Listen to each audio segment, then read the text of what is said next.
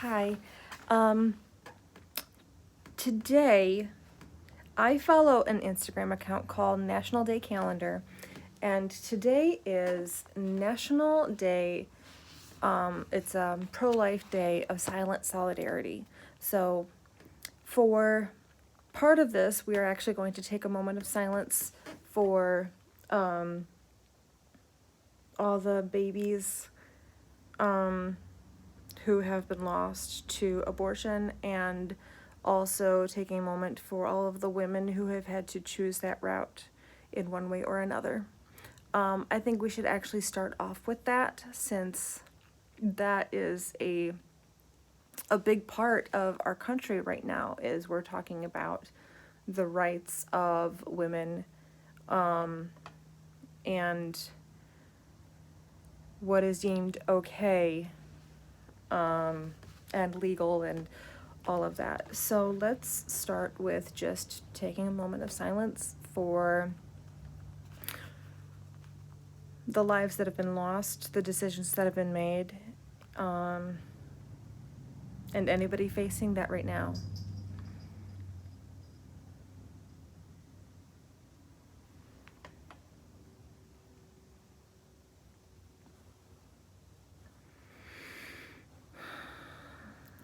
I can't imagine having to make that choice myself. I've never been in that situation. I'm grateful I've never been in that situation, but I can't imagine being in that situation either. So my heart goes out to anyone who has had to make a decision whether they should abort or not, and what the circumstances around those choices.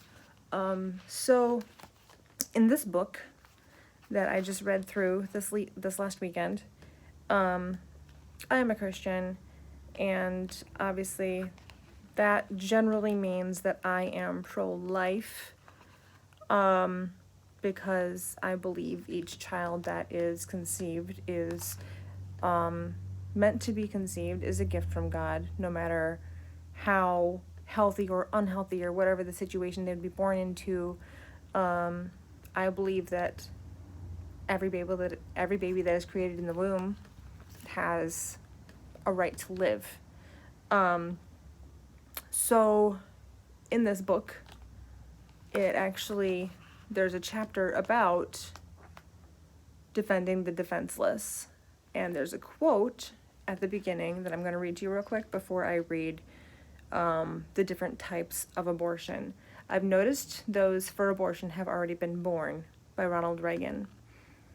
And to me, I don't think that necessarily is a stabbing comment at anybody who is pro-choice, or anybody who is like, oh, I'm pro-abortion or whatever. Obviously, they've been born because they are helping our country make these choices. But just as people, as adults, as citizens of any nation, we have hard choices to make, and these do affect everybody. So this book is called When the Righteous Rule: Bible Positions on Political Issues, by John Hagee, with Sandy Hagee Parker. I will put a link underneath here. There is a way to purchase this on Amazon, but there is also a way to purchase this book if you're interested in actually donating to him and his research, and I believe the money goes towards his church and his writing and just the whole foundation that he's in charge of. So under this video, I will put a link to Amazon where you can purchase it, the website where you can purchase it, so the amount that you put towards it will go towards helping fund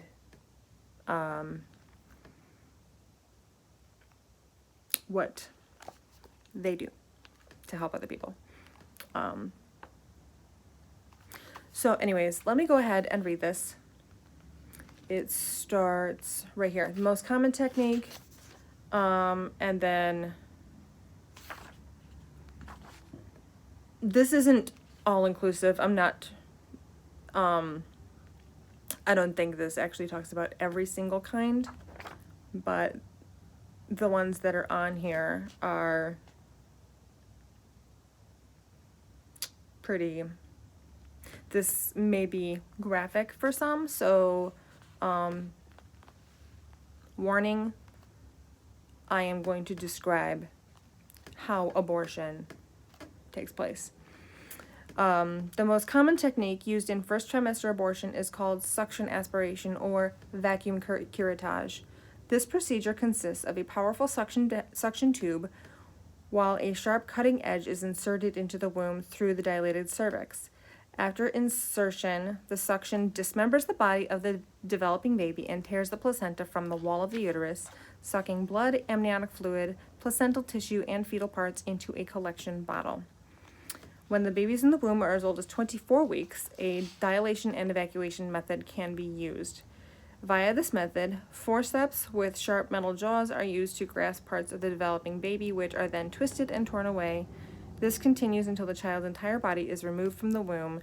Because the baby's skull has often hardened to bone by this time, it must sometimes be compressed or crushed to facilitate removal.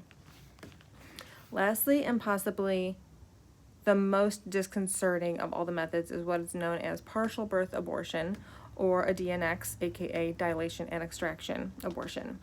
This procedure is used in women that are 20 to 32 weeks pregnant, sometimes even later into pregnancy. During this procedure, the abortionist, guided by ultrasound, reaches into the uterus, grabs the baby's leg with forceps, and pulls the baby into the birth canal, feet first, and begins to pull the baby's body out of the mother while the head is left facing down in the birth canal. It is important to note during this portion of the procedure, the baby is still alive. When the baby's body is outside of the vagina and only the head remains facing down inside the mother, the abortionist thrusts a blunt, curved pair of scissors into the base of the skull and opens the scissors to enlarge the wound. After a hole has been made, the scissors are removed and a suction catheter is placed into the hole as it sucks out the baby's brain and skull contents. After the skull is collapsed, the baby is then fully delivered from the mother. Dr. Martin Haskell, who describes the partial birth procedure above, I am not going to go into more of this. You will need to read the book to get this information, or just look up Dr. Martin Haskell, because he's the one that did the description of that is in this book. Haskell, Haskell. So, obviously, graphic. Anytime an abortion is done, the process is meant to take the life away from the baby. Obviously, we have heard many stories over many years of abortions failing and there being live babies born from these things. So, obviously, I don't believe in babies being killed. But, you need to know how it's done, and you need to choose these things for yourself. So please be informed, watch this movie, read this book, or if you're not a Christian and you don't want to read religious text, because this is all based on biblical research and the opinion of a pastor, do some other research. By all means, please be informed when you vote on things, because if you're voting on any issue and you don't really know about that issue, I don't think that is very